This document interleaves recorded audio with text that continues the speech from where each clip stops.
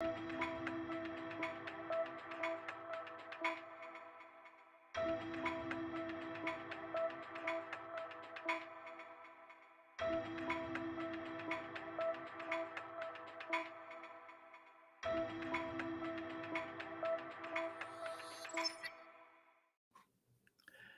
afternoon. It is Sunday, the 23rd of October, the year of our Lord, 2022. It's a sunny day outside, but winter, or at least autumn, has definitely come to the Treasure Valley. Had a little bit of rain on Saturday, and temperatures have dropped. Their evening temperatures are dropping into the 30s.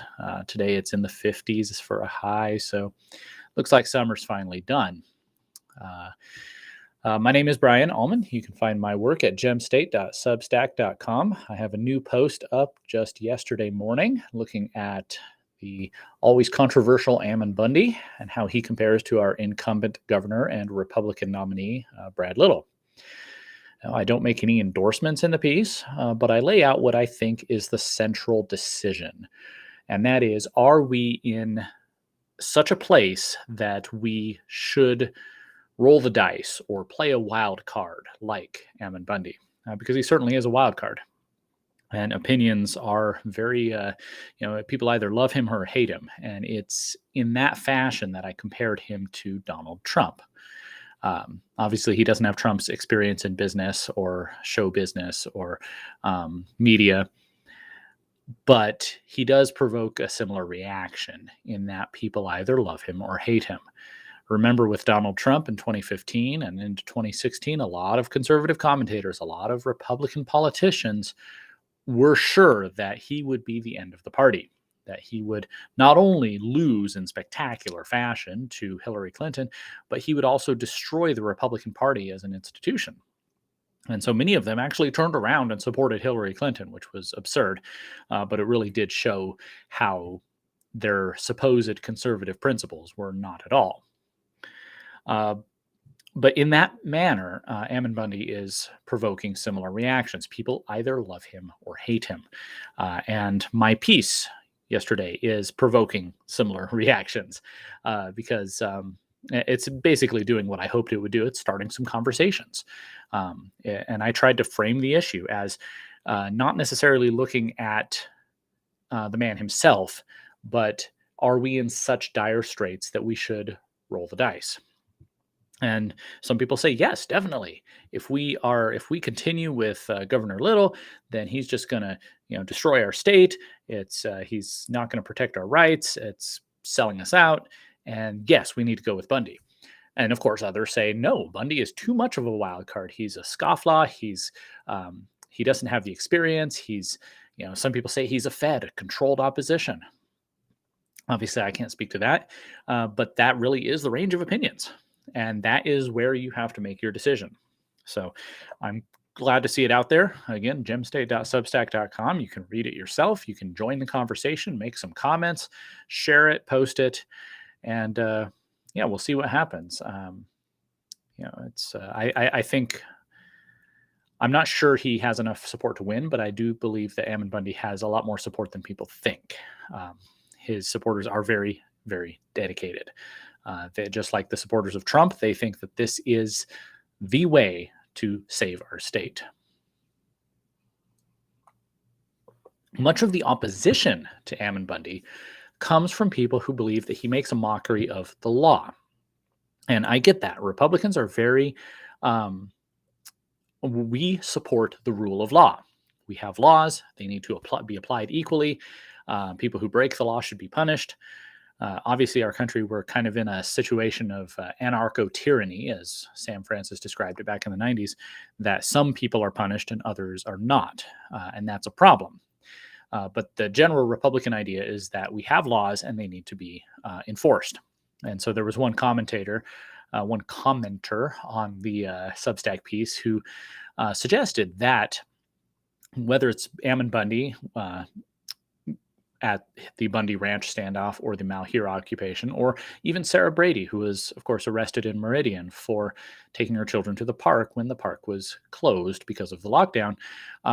This commentator suggested that both of them went about things the wrong way, that they both should have followed the law and followed the processes and procedures for appealing laws that perhaps are unjust.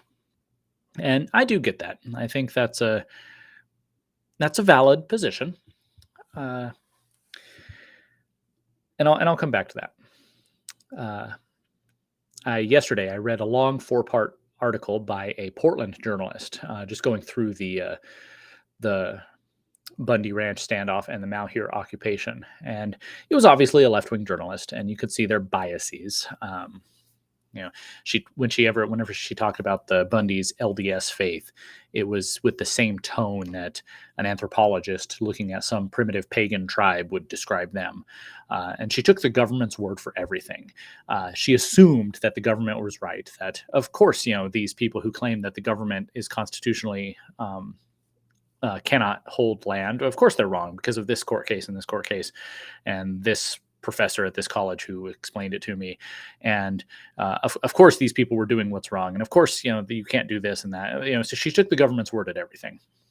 And finally, she concluded the 4-part article with a statement from a race-baiting left-wing activist who said that the whole Bundy Ranch occupation or Bundy Ranch standoff was an example of white privilege, because if these had been Native Americans or blacks, they wouldn't have gotten away with it. Which, that last part is interesting considering, the whole Summer of Love. Remember in 2020, BLM, that's Black Lives Matter, not the Bureau of Land Management, who was on the opposite side of the ranch standoff. BLM was given free rein to vandalize, to loot, to burn, to assault people, to even murder people for months on end. And, some of them were brought to justice. There have been some prosecutions. But a lot of them they got off scot-free. And the same pundits and politicians who condemned the Bundy family for the ranch standoff, saying that this is white supremacy, this is insurrection, they made excuses for the BLM and Antifa protesters. Remember the farce where they had locked us down in spring of 2020, but then when the BLM protests started, those same doctors and nurses went on TV and said that it's okay for them to be out there protesting because racism is a bigger public health crisis than COVID, which just shows you what a farce both of them are. We saw the same double standard, with the way they've treated January 6th, which was really, outside of a few incidences of breaking windows and, scuffling with police, it was really just an unauthorized tour of the Capitol building. And yet it's generated, streams of journalism talking about how our democracy is at stake. And, of course, the committees and subpoenas and prison and people being held without bail. It sounds like it's raining outside. While at the same time, the May 29th protest at the White House, BLM and Antifa protesters, rioters, actually stormed the White House and they injured dozens of Secret Service agents. They broke down fences. They burned buildings. And it's almost entirely forgotten. So we know there is a double standard there. And had the Bundys been Native Americans, and the author of the piece actually even alludes to this without making the obvious conclusion, if they had been Native Americans, the same people condemning them would have stood up for them. So it's not about rule of law necessarily at the bigger picture. It's about who and whom. It's the old communist formulation, who is doing what to whom. And that's really what matters. And that's what we see in our society today. It doesn't matter what they're doing. It matters who is the one doing it. There's this assumption in our culture that the left is allowed to riot. Even on the right, we just assume that the left is going to go out there and protest and riot and break stuff. And we've just resigned ourselves to the fact that nothing's going to be done about it. Meanwhile, we police our own side. If anyone on the right even has an inkling of going out there and doing what the left does, we are the first ones to shut them down because, again, we believe in rule of law. We believe in peace, and we believe in having an orderly society. Someone like the Bundy family, Ammon Bundy, he and his family, they stood up to federal law enforcement in Nevada, and then It's almost like he goes looking for another fight. He goes on behalf of the Hammond family up in Oregon and ends up occupying the Malheur Federal Building, which again was an unoccupied building in the middle of nowhere. So it's not like they stormed some place with people in it. Uh, but even doing that draws the ire of law and order Republicans. Interestingly enough, if you ask many of these law and order Republicans who condemn Bundy for doing this, what do they think of Rosa Parks? She broke the law by not giving up her seat on the bus. Of course, they would say that she was justified. But I think that's just maybe because that's been drilled into our heads from grade school. That was, civil rights was a justified, civil disobedience, nonviolent disobedience to the Jim Crow laws, which were unjust. But really, if you extrapolate that, then we believe that there are some laws that are so unjust that the proper course of action is to break them, to defy them. It's just a matter, once again, of who is actually doing it. Excuse me. One thing I noticed from reading the piece, which I guess I'll link in the show notes so other people can read it too. Remember, as I said, it is very biased. It's coming from a left-wing perspective. But it is interesting to get a sense of what it was like in both those cases.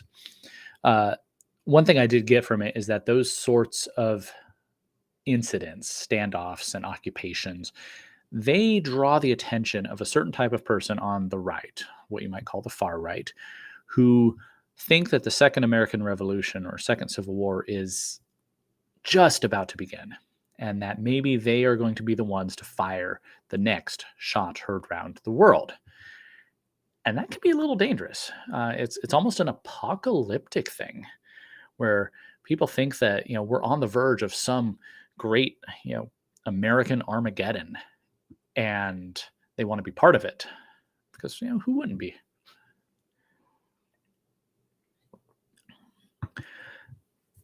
And that's where our Republican distaste for civil disobedience and for standing up to federal law enforcement really kind of hits some cognitive dissonance, because our nation was born in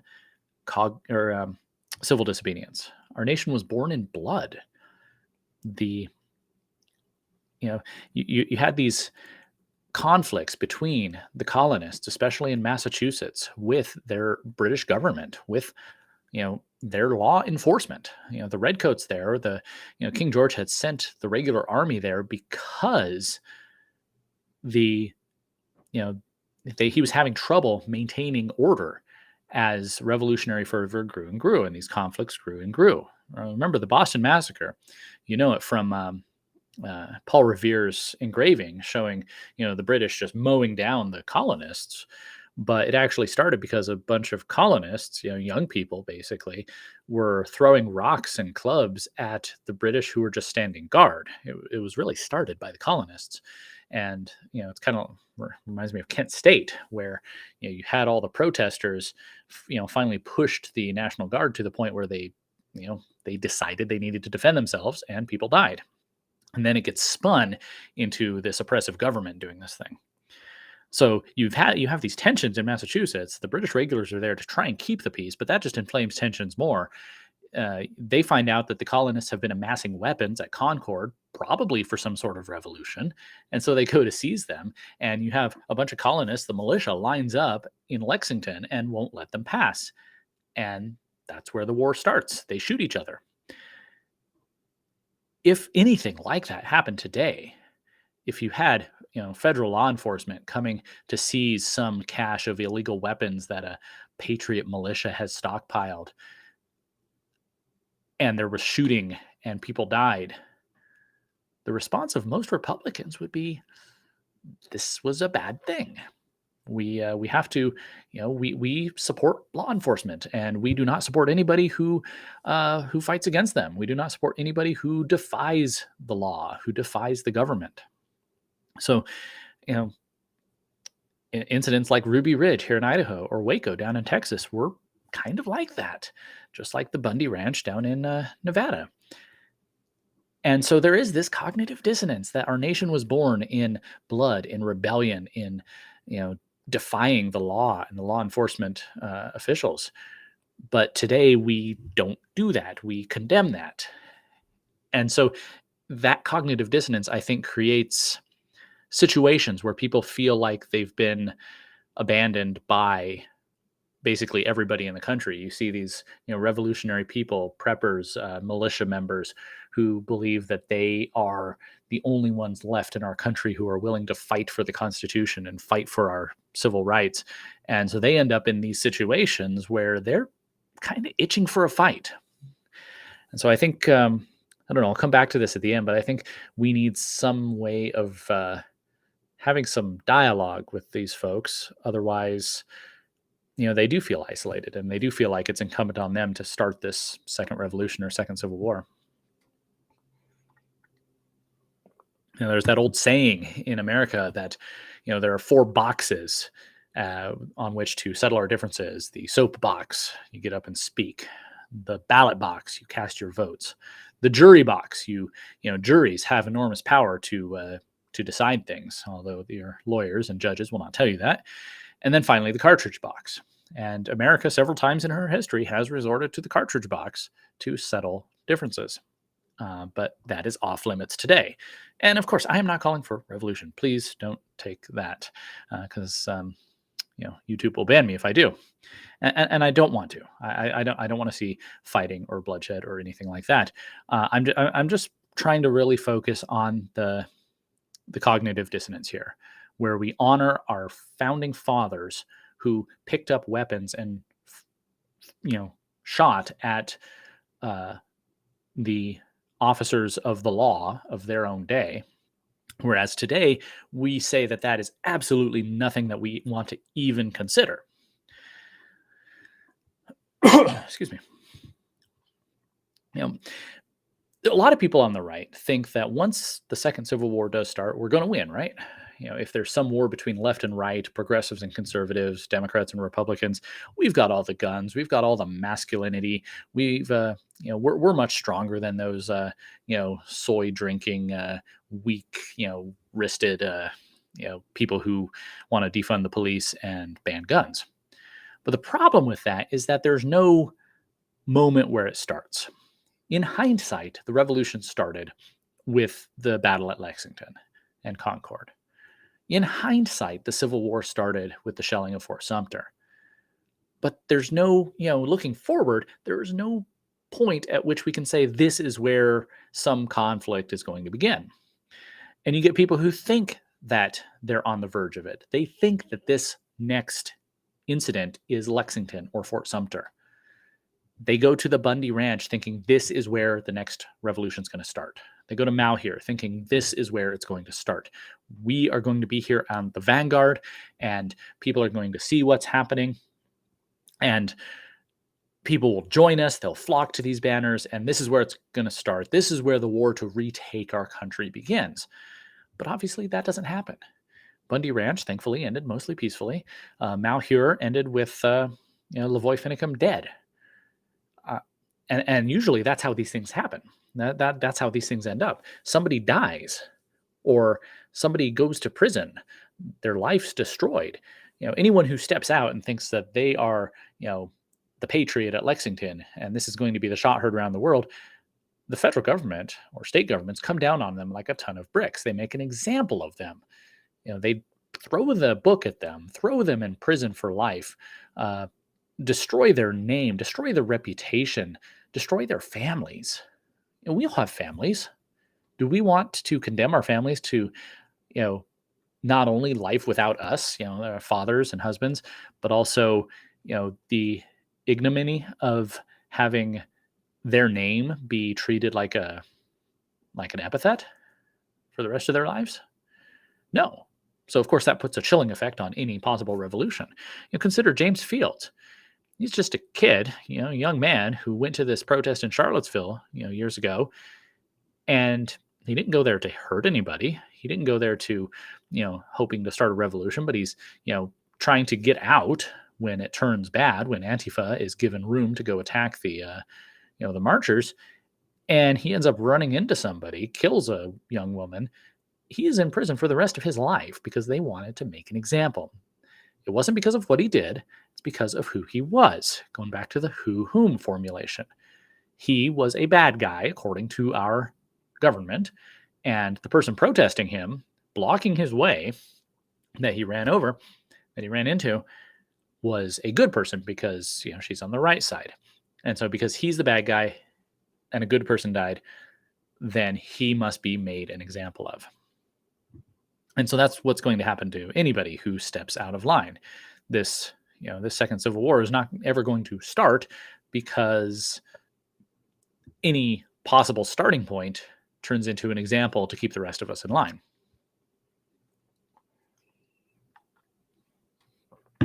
I don't necessarily have an answer for that. Just that I guess we just have to accept that our role is different than our founders. Our founders had an option to use force to secure their liberties. And they did, and they succeeded. We don't have that option. That is not something we can actually do at this time. And so we have to use every other option available to us, the other three boxes: the soapbox, the ballot box, and the jury box. We need to speak our mind, especially those of us who are not at risk of being canceled or, censored in some way. I mean, they can cancel or censor me, but, being self-employed, they're not going to get me fired, thankfully.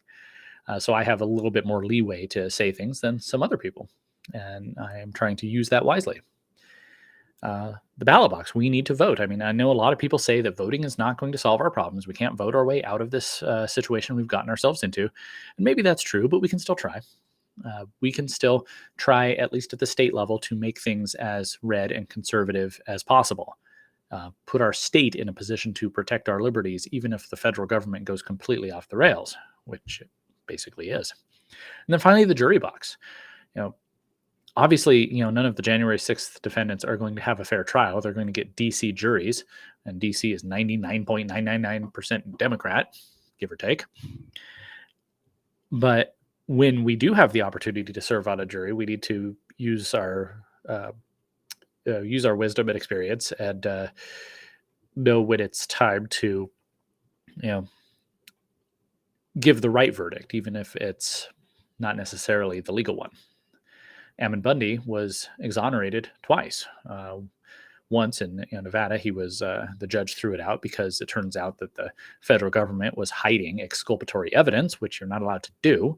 And then in Oregon, a jury acquitted him. So we still have that option as well. And we need to use those options.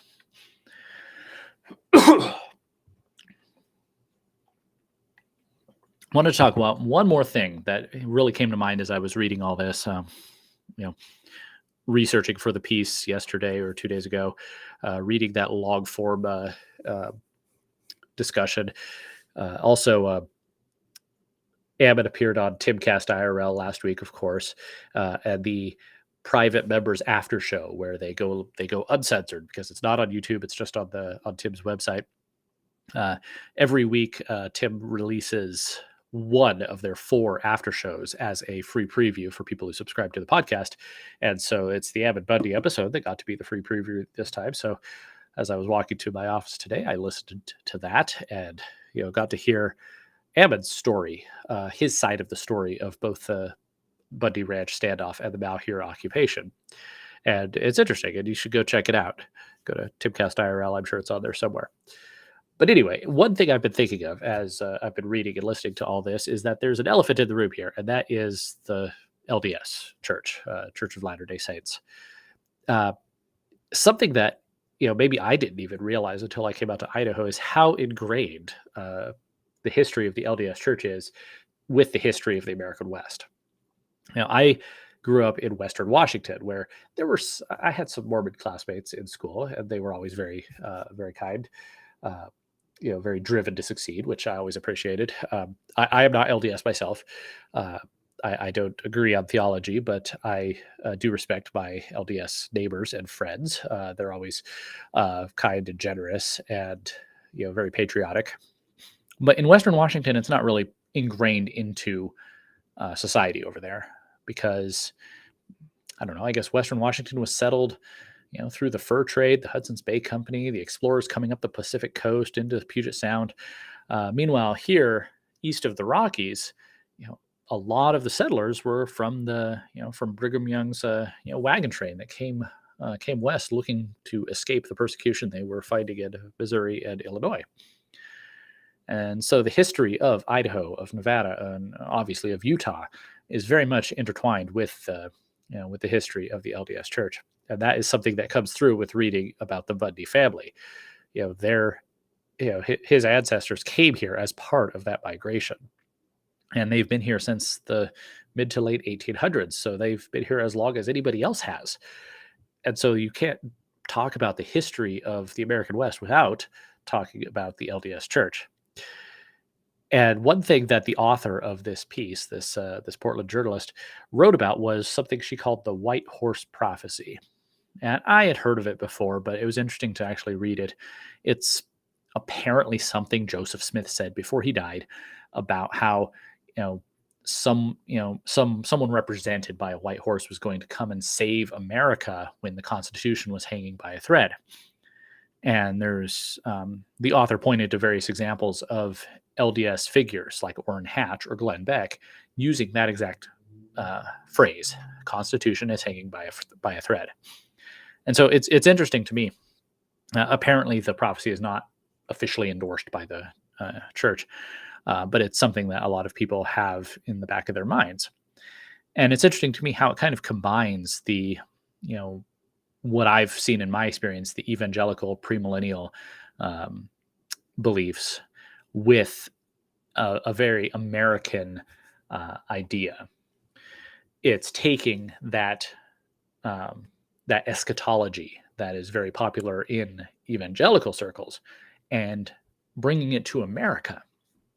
In evangelical eschatology, premillennial eschatology, we're taught that the most important country in the world is Israel, because obviously that's the country that that was God's people in the Bible, and that's where Jesus came out of. And so that's you read in Daniel or Revelation or whatever other chapter and verse of the Bible about the end times, and it's talking about Israel. And so the theories that have grown up over the past couple centuries are that something's going to happen in Israel. I remember having a kind of an argument with an evangelical pastor on Facebook going back to the February when Russia invaded Ukraine. He was convinced, absolutely convinced, that Russia was going to turn around and after finishing with Ukraine, they were going to invade Israel, because that fit into his mental model of the end times. And he was convinced that we were on the verge of the end times. And so you take this Mormon white horse prophecy. It's the same idea that the end times are coming, but it merges it with this American ethos. Instead of looking at Israel, we're looking at America, because obviously the LDS churches, their beliefs come from ideas about what America has been and what it is today. And so if you really immerse yourself into that and you look at what's happening in our country, I mean, the Constitution is hanging by a thread, isn't it? I've said all along that the Constitution is basically a dead letter. It was only last properly amended in 1972, 73. And since then, it's just been twisted to fit whatever the zeitgeist is. The Dobbs decision overturning Roe v. Wade was a remarkable reversal of that twisting. So, yeah, the Constitution is hanging by a thread. Our society is in trouble. We are on the verge of some sort of major upheaval. But, and so if you're coming from the perspective of, say, Ammon Bundy, and you've grown up with these ideas of what is going to happen in our country, well, you could see why you might think that we might be on the verge of a second American Revolution or a second Civil War. And you might think it might just start here. It might just start at some ranch in Nevada where BLM is, persecuting you. It might just start at some, wildlife refuge in Oregon where, once again, the federal government is really overstepping their bounds and going after people.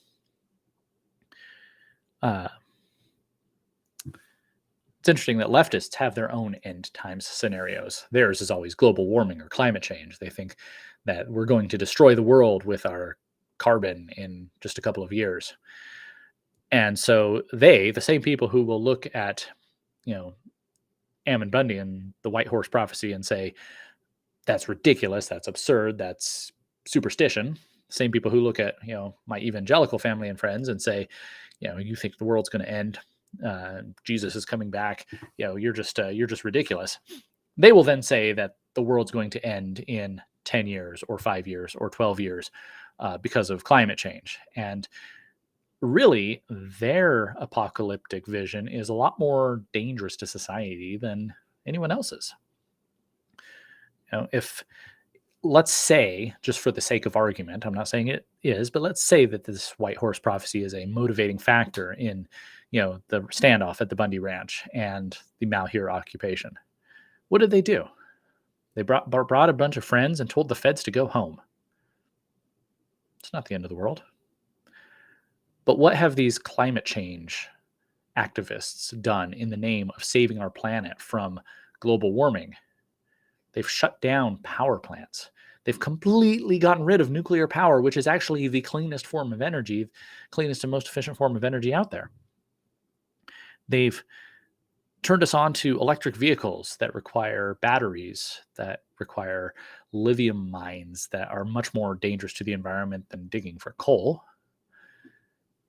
They've put us in a situation where Europe is going to face a cold winter, where Dutch farmers are not allowed to grow food. So really, left-wing apocalyptic ideas are much more dangerous to society than right-wing ones, but it's an interesting perspective. The Christian ideas about the end of the world are mocked, whereas these are held up and used as part of their policy. So again, like I said, I don't really have any, huge epiphanies here, conclusions. I was just thinking about these things and wanted to get it out there and maybe start a conversation. One thing I will say is that we do need to reconcile all these people on the right together. I said the same thing when Lieutenant Governor Janice McGeachin spoke via video at the AFPAC conference. And she drew all this condemnation because, these people are anti-Semitic, or these people, they're pro-Putin. These people, they're just beyond the pale. And my point was, you don't have to agree with them on everything, but you need to engage with them. These, the AFPAC people, they were, young patriotic Americans who are very fired up. They want to save their country. And so you have two choices. You can engage with them, as McGeachin did, and I salute her for that, or you can try and ostracize them. And when you ostracize them, you just radicalize them further. Those people I mentioned who think that we're on the verge of the Second American Revolution, who show up at incidents like the Bundy Ranch standoff, thinking that this is it, this is the start, and they're ready to shoot or be shot. Those people need to be engaged, not ostracized. Because the more you ostracize them, the more radical they get, because they think that they are standing alone against everyone, Democrat, Republican, socialist, right-winger. They think that we're all basically on the same side and they're the only ones standing up for the Constitution. We need to engage with them and work with them and try and build a movement that has room for them. It's funny, whenever you hear Republican politicians talk about the big tent, they always mean expanding the tent leftward. We need to bring in more identity politics. We need to bring in, we need to stop condemning gay marriage. We need to, we need to consider amnesties so that we don't, turn off Hispanic Americans. They never talk about expanding the big tent rightward, because they will say that, those people are racist. Those people are white supremacists. Those people, they're crazy. But those are the people who are really motivated to save our country. And so we need to have dialogue. We need to have conversation. Ammon Bundy has a lot of very passionate supporters, and that's great. But what happens on November 9th if Ammon does not win? We're looking at another 4 years of Governor Brad Little. Where do all these people go? Where does Ammon Bundy go? We need to have space in our movement for those people. We need to build a movement together to continue fighting to save our liberties, to save our constitutional principles here in Idaho, because the war never ends. We have this idea as conservatives, as Republicans, that we will go out, fight, then go home. It's like the old Roman story of Cincinnatus. He was a humble farmer. When the neighboring tribe came in and was about to take the city of Rome, they called on him. They made him their dictator. He took command, defeated the enemy, resigned his command, went back home. He gave up absolute power. George Washington, he wins the revolution and he gives up absolute power, goes back home. They call him back to make him the president. He serves his 2 terms, gives up power, goes back home. We like that idea of just finishing the job and going home. But unfortunately, in our lifetime right now, it never ends. It never ends. We can't put all our hopes on the rapture happening tomorrow and just taking us all up into heaven and, taking care of all our problems. We can't put all our hopes on the Second American Revolution starting tomorrow, where we can just settle our differences at the point of a bayonet. We have to go out there and we have to keep knocking on doors and spreading our message and voting and finding good candidates and pushing the candidates we have to go the right direction, go to the Capitol, write letters to the editor, talk to your neighbors, talk to your friends, build communities. That's all very hard, never-ending, mundane work, but that is the work that is going to pay dividends by the time our children and our grandchildren are inheriting this state. So that's all I really have to say. Let's have some conversations. Let's keep the work going. Don't give up. Come November 9th, whatever happens, we need to keep fighting for liberty. We need to keep fighting every day.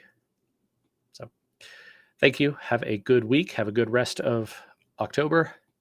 God bless you all.